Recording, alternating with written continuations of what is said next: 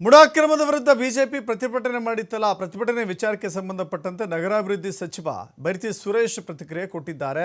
ಅವರು ಮೈಸೂರು ಚಲೋ ಮಾಡಲಿ ಅಥವಾ ಡೆಲ್ಲಿ ಚಲೋ ಮಾಡಲಿ, ಏನು ಬೇಕಾದರೂ ಮಾಡಲಿ ಅಂತ ಹೇಳಿ ಬಿಜೆಪಿ ನಾಯಕರ ವಿರುದ್ಧ ಹರಿಹಾಯ್ದಿದ್ದಾರೆ ಬೈರತಿ ಸುರೇಶ್.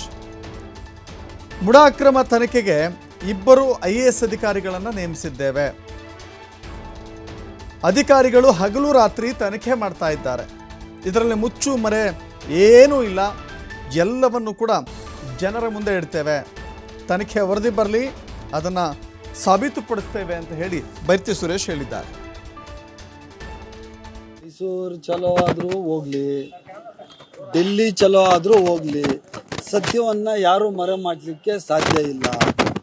ಮೂಡಲ್ಲಿ ಏನು ಹಗರಣಗಳು ನಡೆದಿದೆಯಾ ಅಥವಾ ನಡೆದಿಲ್ಲ ಅನ್ನೋದಕ್ಕೇನೆ ಎಲ್ಲ ಪ್ರೆಸ್ತವ್ರ ಮುಂದೆ ಮೈಸೂರಲ್ಲಿ ಅವತ್ತು ನಾನೇ ಕೂತ್ಕೊಂಡು 2 ಜನ IAS ಆಫೀಸರ್ಗಳಿಗೆ ಇದನ್ನು ಕೆಲಸವನ್ನು ವಹಿಸಿ 4 ವಾರಗಳ ಕಾಲ ಅವರಿಗೆ ಟೈಮ್ ಕೊಟ್ಟು ಹಗರಣಗಳು ಏನಾದರೂ ನಡೆದಿದ್ದರೆ ಅದನ್ನು ನೀವು ಇನ್ಕ್ಲೂಡಿಂಗ್ ಅದು ಏನು ಹಗರಣ ಏನು ನಡೆದಿದೆ, ಎಲ್ಲಿ ತಪ್ಪಾಗಿದೆ ಅಂತ ಹೇಳಿ ಈಗಾಗಲೇ ಆದೇಶ ಕೊಟ್ಟಿದ್ದೀನಿ. ಅದರ ಪ್ರಕಾರ 2 IAS ಆಫೀಸರ್ಸು ಹಗಲು ರಾತ್ರಿ ತನಿಖೆ ನಡೆಸ್ತಾವ್ರೆ, ಮಿಡ್ನೈಟ್ ಸಹ ತನಿಖೆ ನಡೆಸ್ತಾ ಇದ್ದಾರೆ.